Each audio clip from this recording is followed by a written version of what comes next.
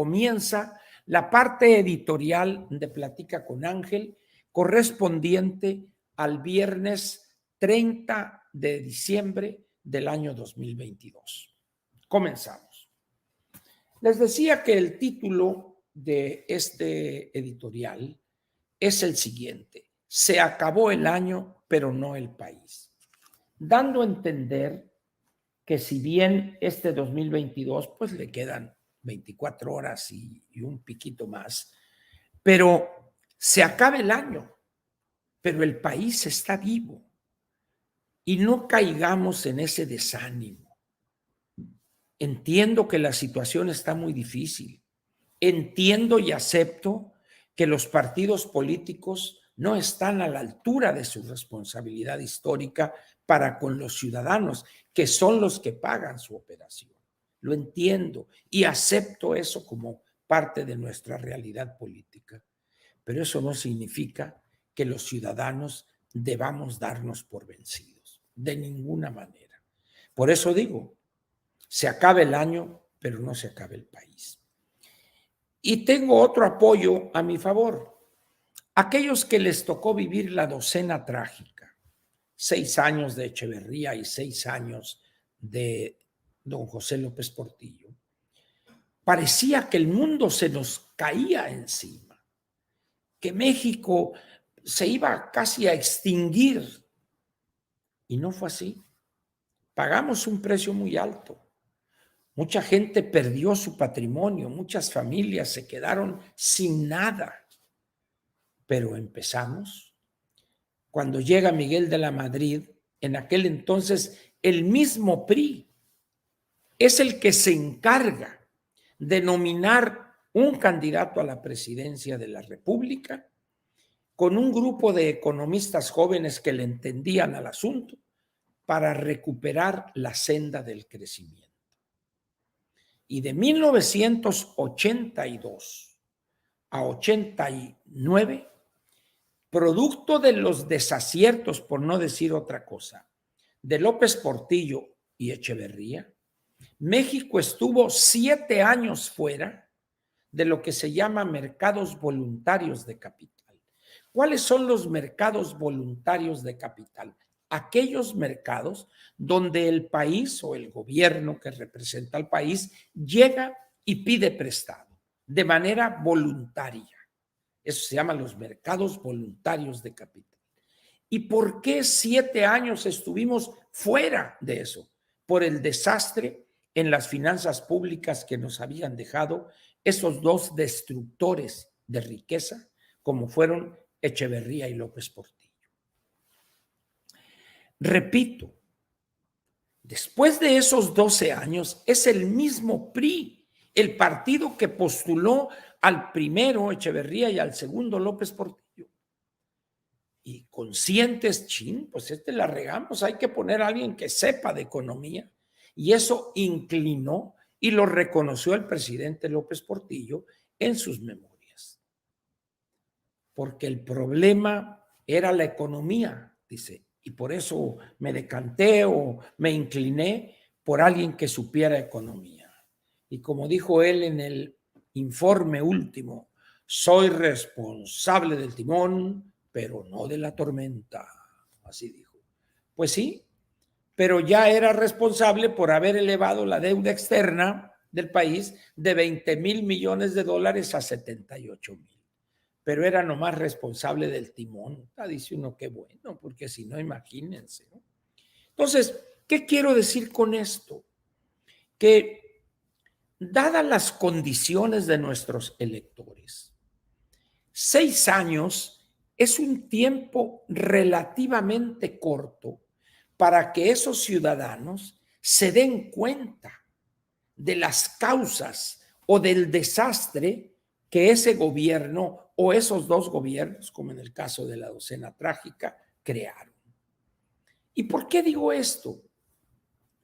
Porque han surgido grupúsculos en México que piensan que es casi algo mágico para que el ciudadano cambie de ser alguien que vota inercialmente, mecánicamente, de repente le surja la conciencia y diga, no, porque este gobierno ha hecho esto, y voy a votar por la oposición. No, esto no es automático. Hay que construir ese cambio de mentalidad del ciudadano. Pero como la realidad demuestra, 6 años y de esos 6 años prácticamente 4 o 5 quizá, el gobierno tira dinero y convence a millones, como es el caso del actual. De tal manera que no es fácil lograr esa modificación en cuanto a visión se refiere del ciudadano. Por esa razón debemos trabajar mucho más, debemos esforzarnos más para convencer a más mexicanos que este gobierno es un gobierno de destrucción, no de construcción, que es un gobierno de pasado y antepasado, no de futuro. Y debemos trabajar más por la ausencia real, evidente, de los partidos políticos. ¿Ha sabido usted algo en estos 10 días del PAN, del PRI y del PRD? No, ¿verdad? Entonces, pero si se están dirimiendo una serie de cuestiones importantes que afectan al país y a la actividad política. ¿Y dónde están los partidos? ¿Quién sabe? Por eso, no debemos nosotros echarle, es que los partidos nada hicieron. No, no, no, no. Olvidemos eso. Si los partidos hacen o no hacen, ya les cobraremos la factura a ellos. Pero lo que sí no debemos permitir o permitirnos es caer en el desánimo. Los ciudadanos no tenemos excusa alguna para no cumplir con nuestra obligación, que es analizar el futuro, partiendo de este presente de tragedia que tenemos para convencernos de que hay que votar en contra de Morena y sus candidatos. Y eso decírselo a la gente de manera clara, con argumentos. Y tenemos como aliado al mejor aliado que pudimos encontrar, al perverso, al ignorante, al incapaz y loco, delirante ya, que es Andrés Manuel López Obrador. No necesitamos buscar mucho para encontrar argumentos para criticarlo. Nos lo está dando, pero, ojo, no va a estar en la boleta Andrés Manuel López Obrador. Quisiere él estar en la boleta, pero no va a estar. Van a estar sus glúteos veloces, sus arrastrados, sus serviles, que son igual o más ignorantes que él. Por eso tenemos que ir a millones de ciudadanos. Estos espacios nos permiten para trabajar en esa labor de concientización, vamos a ponerlo de esa manera, pero somos muy pocos aquí. El número de ciudadanos en este país alcanza ya casi los 95 millones. ¿A cuántos llegaremos nosotros? En un modesto canal como este tenemos 291,000 suscriptores. Necesitaríamos 15 o 20 millones. Pues no los vamos a alcanzar a corto plazo. Por eso necesitamos convencer a más gente y que esa persona, cada una de esas, convenza a más y construir una avalancha de votantes, de ciudadanos conscientes de la destrucción que este gobierno ha causado. ¿Para qué? No para reiterar la crítica y exhibirlo a ese, no solo eso, sino para convencer al ciudadano que está medio indeciso, que debemos votar en contra de todo candidato de Morena el 24, también el 23, por supuesto. Aquí no podemos decir, bueno, es que yo no sabía, no, nada de que no sabías. Claro que saben, pero hay unos que dicen, no, ¿para qué voto yo? Si todos los partidos son iguales, son unos sinvergüenzas y esto y el otro. Y con esas excusas propia de cobardes cívicos, 50% de los ciudadanos no salen a votar. 50% no salen a votar. Tenemos que realizar una campaña masiva, permanente, para hacerle ver a esos abstencionistas que podrían ellos ser los que contribuyeran a que Morena se quedara en la presidencia de la República 6 años más. Por eso la labor de los ciudadanos ahorita es crítica. No se escucha la voz de los partidos, no nos vamos a detener por eso. Que se escuche la voz nuestra, la voz de los ciudadanos. Sé que es difícil eso, pero no imposible, hombre. Por eso les digo, se acaba el año, pero no se ha acabado México. Miren, este gobierno va de derrota en derrota. La más reciente.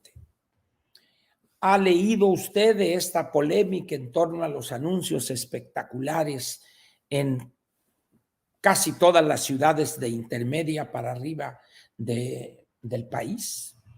Con el perfil recortado ahí de la anticientífica Sheinbaum. Y no, dijo ella, pues sí, todos lo hacen, ¿y por qué? Y luego la señora esta que está bastante deschavetada, que está ya casi loca, una señora de apellido Armendáriz, que además es diputada federal, que ofende de una manera grosera, burda, a un conductor, a Carlos Zúñiga, de Milenio TV, y luego justifica, tengo los mejores abogados de México, y pues tendrán los mejores abogados, pero están violando la Constitución y la ley. ¿Y qué sucede 2 días después de eso? Pues que tienen que bajar y sacar todos esos espectaculares. ¿Por qué? Porque si no lo hacían, estarían poniendo en riesgo la candidatura presidencial de la anticientífica Sheinbaum. Entonces, como ve, eso es una derrota, una más, de esta aspiración absurda del bulto de querer violar la Constitución con una impunidad total. Y así lo derrotamos en esto de la reforma constitucional en materia electoral. Y antes en esto de encuadrar a la Guardia Nacional dentro de la Sedena. Y antes en la ley de la industria eléctrica. Es decir, el presidente ha ido derrota tras derrota tras derrota y así seguirá. Y va a seguir cometiendo torpezas, haciendo declaraciones estúpidas. Acaba de declarar, renegociamos la deuda externa, dijo, para que el siguiente gobierno en el 2025, esto y el otro, miente López Obrador. Es un mentiroso contumaz. Hoy la Secretaría de Hacienda acaba de publicar el documento mensual acerca de la situación de la deuda pública y las finanzas públicas. Y ahí, en la página 66 de ese documento, aparece un cuadro que se llama Saldos de la deuda neta del sector público federal, donde está la deuda soberana más la deuda de la banca de desarrollo y la de petróleos, de Pemex y de la Comisión Federal de Electricidad. ¿Y cuál es ese monto? Ahí le va.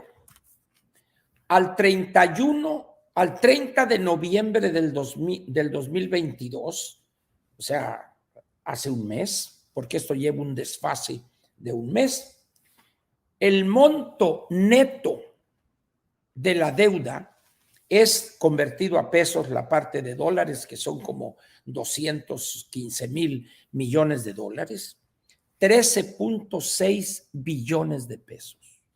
13.6 millones de pesos al 30 de noviembre de este año. ¿Y cuál era el monto de la deuda neta del sector público que Peña Nieto le deja a este gobierno? 10.8 billones de pesos. No estoy inventando, no son otros datos. Quien tenga interés, ahí está en la página de la Secretaría de Hacienda estos datos que le estoy dando. No hay truco aquí. ¿Cuál es el monto en el cual ha crecido la deuda con este gobierno? 2.8 billones de pesos, partiendo de 10.8 que lo recibió. Eso equivale alrededor del 22% de la deuda al 30 de noviembre del 2018. Es decir, hace 4 años, un mes. ¿De dónde saca este mentiroso contumaz, este mitómano de López Obrador, que no ha aumentado la deuda? No tiene vergüenza, es lo único que le falta. Ahora bien, cuando uno revisa los datos en relación con el precio de la gasolina, por ejemplo, hoy vamos a suponer que usted, gracias a un acto de magia, David Copperfield llega y lo toma usted, está en una gasolinería, llegó usted y antes de que apague el motor, llega David Copperfield, ¡shazam! Y usted y su vehículo lo traslada a la vecindad de la ciudad de Houston. Y aparece usted en una gasolinería, sea Shell, Valero Energy y cualquier otra. Y resulta que ahí en esa gasolinería, el litro de gasolina regular le va a costar a usted poco menos de 13 pesos o 13.50. Y allá en la Ciudad de México tendría que pagar 22 pesos. Es decir, y en el precio aquí que pagaría estarían incluidos todos los impuestos y la utilidad de la estación de servicio y también de la refinería encargada de procesar el petróleo crudo. Entonces dice, a ver, ¿cómo que iba a costar 10 pesos el litro de gasolina regular? Y así podíamos ir dando números y números y lo único que haría yo sería cansarlo a usted. De tal manera, pues, que esta compulsión del presidente a mentir es expresión de su delirio, ya está delirando él. Cuando dicen, oye, fíjate que aquel, pues ya está en las últimas, Ángel, sí, hombre, ya está delirando, ya está hablando, está diciendo cosas tan absurdas como que la gasolina vale 10 pesos porque el presidente lo prometió. Efectivamente, sí, ya está delirando, Ángel. Bueno, pues así está López, está delirando fuera de la realidad. De acuerdo a los números de este documento que da a conocer Hacienda, de enero a noviembre, el gobierno federal ha destinado para jubilaciones y pensiones poco más de 1 billón de pesos y falta un mes todavía. Yo aquí le dije a usted hace 12 meses que ese rubro importaría alrededor de 1.150.000.000.000 de pesos. Me voy a quedar muy cerquita. Y va a ver usted cómo va a estar lo que se erogará el 2023. Es decir, donde le rasque usted sale pus en forma de una exhibición evidente, contundente de las mentiras de López Obrador. Ahora bien, ¿por qué los mexicanos no creen en eso? No, es que este verdugo, como no puede ver a López, no puede ver al presidente, dice todas esas mentiras. Ojalá, nada me gustaría más que estos números que doy fueran mentira. Pero por desgracia, es una verdad de Aquilo. ¿Y por qué les duele esto? Porque estaría yo exhibiendo su incapacidad, su perversidad y su falta de honradez intelectual de estas personas. Mienten, no toleran la verdad, porque eso exhibe su incapacidad, su corrupción, su ignorancia en materia de la gobernación. Por eso, el principal vamos a decir, apoyo que tenemos en la oposición es el bulto y sus dichos. No se diga ya de sus actos. Es decir, si hay alguien que nos está ayudando es López. No lo detengamos, que siga así y aprovechemos esas mentiras. Vamos a aprovecharlas, porque las cosas de aquí para adelante no van a mejorar, por el contrario, van a empeorar. Ahora hay otro elemento que quiero comentar con ustedes.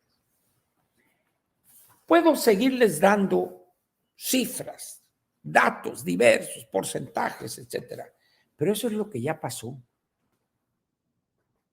Ya llegamos vivos hasta ahorita. Lo que importa ahora, ¿cuál es? Estar conscientes de lo que vamos a enfrentar el 2023. Muy posiblemente el año 2023 va a ser el peor año de este sexenio. El peor año de este sexenio. Va a haber un estancamiento de la economía.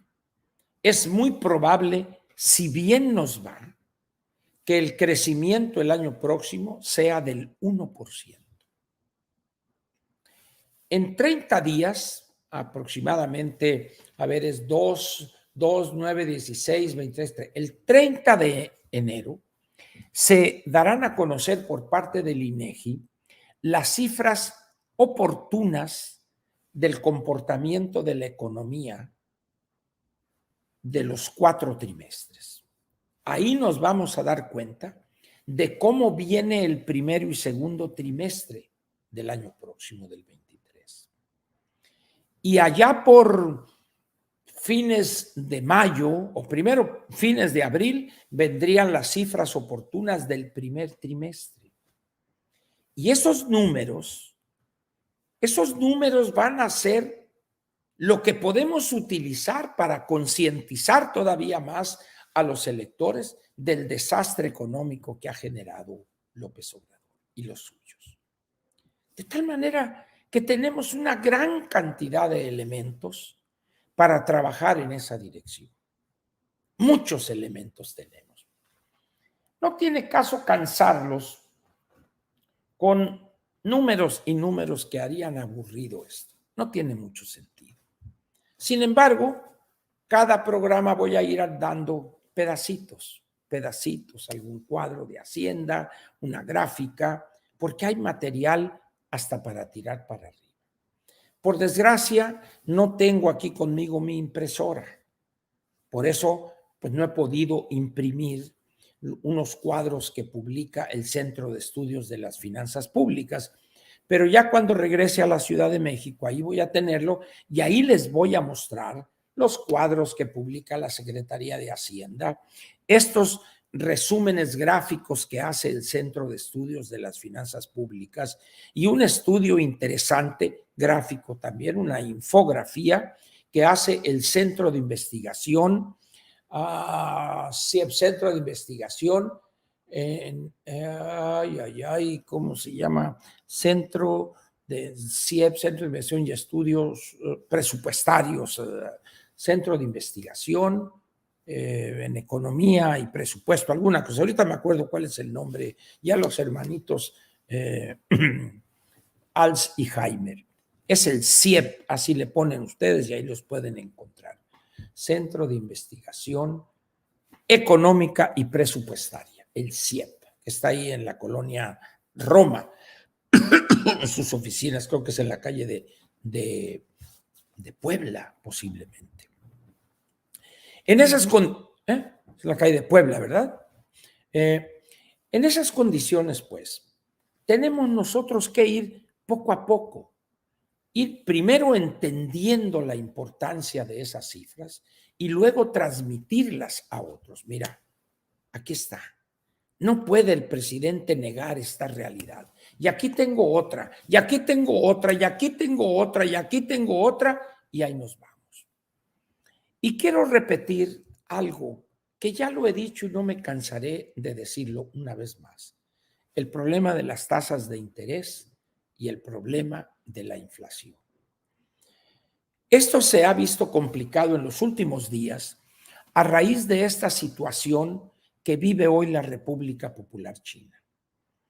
Este gobierno de Xi Jinping es un hombre que ha cambiado una serie de leyes para generar una visión a contentillo y poder permanecer indefinidamente al frente de ese país. Muy bien. Hace ya bastantes meses se supo que las dos vacunas chinas, CanSino y Sinovac, no eran efectivas para prevenir el COVID-19. No eran efectivas. Muy bien. Sin embargo, Xi Jinping y su gobierno no quiso importar vacunas Pfizer ni Moderna por el impacto en la imagen que tendría. Y como ya se venía la celebración del Congreso del Partido Comunista, dijo no.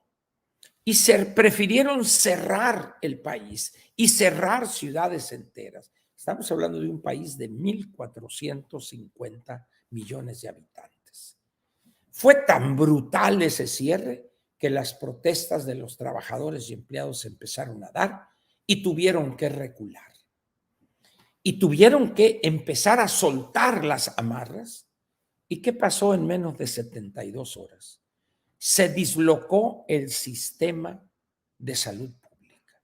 Lo mismo que le pasó a México, con contagiados en los pisos, en las camillas ahí. Ahorita China está en una situación gravísima que puede generar una nueva ola de contagios en el mundo, si no es que ya la creó. Países como Estados Unidos, Italia, España, creo que Francia, ya determinaron exigirle a toda persona que venga de la República Popular China al territorio de estos países prueba donde se demuestre que es negativo a COVID. Y luego van a seguir otros países. Y aquí en México, ¿qué nos preocupa? No, pues que si el plagio, que la tesis, que si Yasmín y que la mentira que te eché. Cuando el mundo está entrando en una etapa todavía más peligrosa que la primera. Esa es la actitud y la mentalidad del bulto. ¿Qué le preocupa a él? Es que he decidido mandar a mi señora a que vaya a la toma de posición de Luis Ignacio da Silva.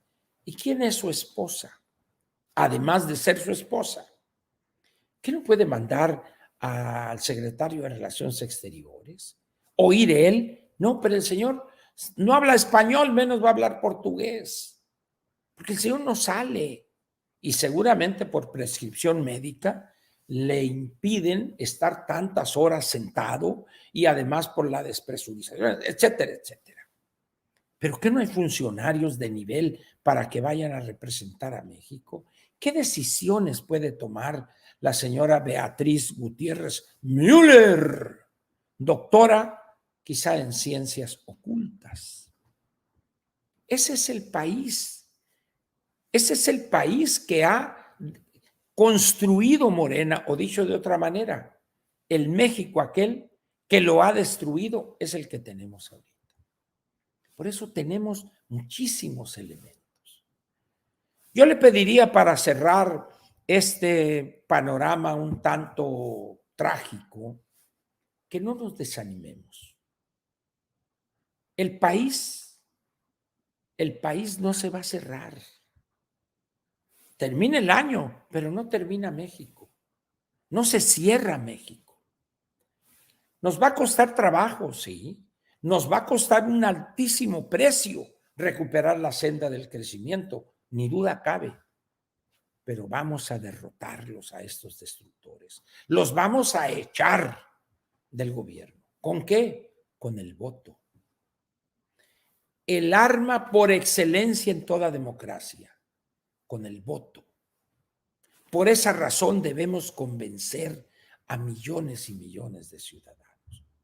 Por eso, para terminar, yo les pediría a ustedes, frente al 2023 y el 2024, no nos desanimemos. Tengamos confianza en que vamos a ganar. Hagámoslo conducente para que eso que ahorita podría parecer un deseo, mañana y pasado se vuelva realidad. Somos más los que queremos a este país que este puñado de ratas perversos e incapaces. Somos mucho más. Y hay ahí afuera 50 millones de abstencionistas. Vamos por ellos. Vamos a convencerlos de la importancia que tiene el voto de ellos, que no lo desperdicien. Y debemos ganar en todos los puestos de elección popular el 23 y el 24 de manera contundente. 15, 20 puntos de ventaja para que no haya alegato posible de Morena. Esa debe de ser la actitud, la visión. Y dejarnos de esa cosa que Frente Ciudadano y que por acá Comité Ciudadano y todo. Son 5, 10, hombre. Hay que salir a hacer política real. Mire, yo tengo una excelente relación con Javier Lozano.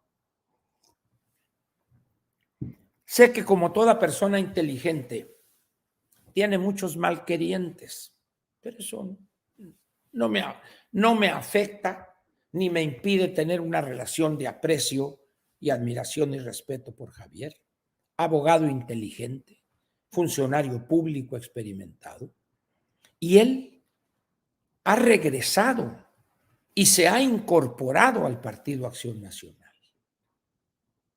Repito, ahorita Javier es miembro con pleno derecho y completo y todos sus derechos. ¿Por qué? Porque entendió que esa es la obligación, que es ahí donde debe hacerse política. Participa en las redes sociales, participa en programas de opinión, de debate, mesas, etcétera, da conferencias y anda muy movido. Pero también entiende que lo principal no es jugar a la política, como muchos de estos muchachitos ahí de los frentes y de los grupúsculos hacen. No, Javier nos está dando la muestra. Hay que hacer política real. Por eso, yo lo mencioné hace meses y les dije, les voy a avisar. Probablemente en los primeros 10 días del año próximo, yo les diré en el momento en que me inscriba como militante de un partido político. ¿Para qué? Para hacer ahí política partidaria. Luchar ahí porque ese partido haga cosas diferentes a las que está haciendo ahorita, así como le está haciendo Javier en el PAN. Y así deberíamos hacer todos para desde los partidos que tienen estructura, que tienen recursos, incidir en la política real. Porque desde aquí afuera, de repente alguien envía un meme a 500 personas. Al rato, de 3 o 4 o 5 o 10 de esas personas, les llegó a esta persona el meme que él mismo envió primeramente. Eso no es hacer política. Eso es jugarle a la política. No. Salgamos un poco de nuestra zona de confort y hagamos política real. La política que decide en verdad los destinos de un país. Por eso, haciéndome eco yo de ese ejemplo que me ha dado, digo, no lo hizo él para dar ejemplo, es una convicción personal de Javier, pero me parece una decisión valiente y acertada. De tal manera que lo seguiré y espero que muchos, al margen de filias y fobias, y diré las razones, a qué partido me voy a afiliar. Para desde ahí, repito, hacer política militante, hacer política partidaria y ahí defender mis puntos de vista. Ya lo he hecho afuera y lo seguiré haciendo, pero ahora me interesa hacerlo dentro de las estructuras de un partido.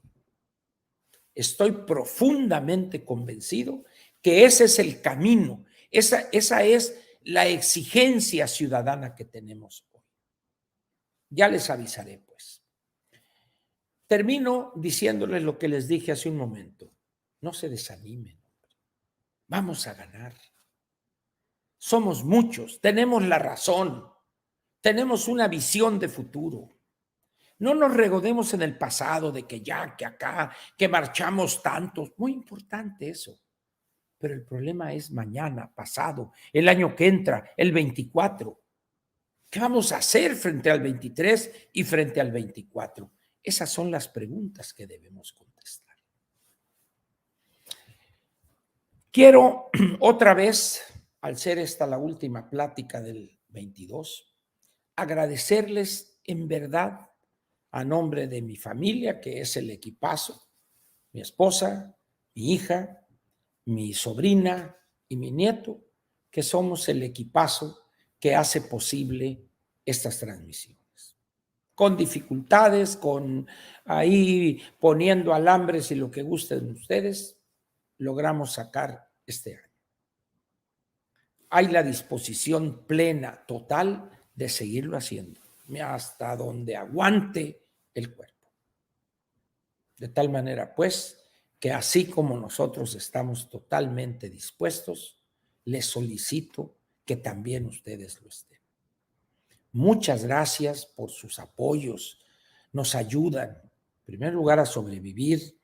En los últimos meses, pues por diversas razones que no viene al caso mencionar y que ustedes las conocen, me han cancelado algunas conferencias que ya estaban programadas, pues entiendo las razones de los organizadores, pero no importa, no importa. Entonces, la situación está difícil para quienes como yo tenemos un ingreso complementario en las conferencias, pero eso no nos va a detener. Gracias por todos sus apoyos, pero más gracias por su presencia, sus palabras, su compromiso con este país. Gracias otra vez y aquí nos vemos el lunes a las 7, pero ya, como diría coloquialmente el clásico, pero ya en el año nuevo. A las 7 el lunes 2 de enero del año 2023. Por lo pronto, mañana, pues ya sabe usted lo que marca el manual. Hay que celebrar con los amigos, la familia, una cenita modesta, lo que fuere, un brindis, darse el abrazo. Sé que es común, es una costumbre dárselos parabienes, los buenos deseos. Sin embargo, la realidad será muy difícil. Algunos, bueno, pues las 12 uvas, alguien caerá en la cursilería esta, con todo el respeto, de ponerse calzones rojos, otros, no sé, creo que amarillos, otros sacarán un beliz y darán vuelta a la cuadra a ver si no los asaltan ahí cuando anden caminando con un beliz, etcétera, etcétera. Pero bueno, todas esas cosas se respetan aun cuando no sean efectivas. Lo que sí importa es hacer política real, la que hace que un país cambie, la que hace que un mal gobierno sea derrotado. Eso es lo que vamos a hacer el 23 y el 24.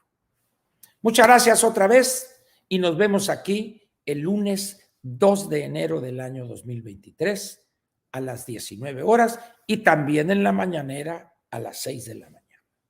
La perrona, la de a de veras. Gracias, pues, y aquí termina la parte editorial de Platica con Ángel, correspondiente al 30 de diciembre del año 2022. Gracias otra vez.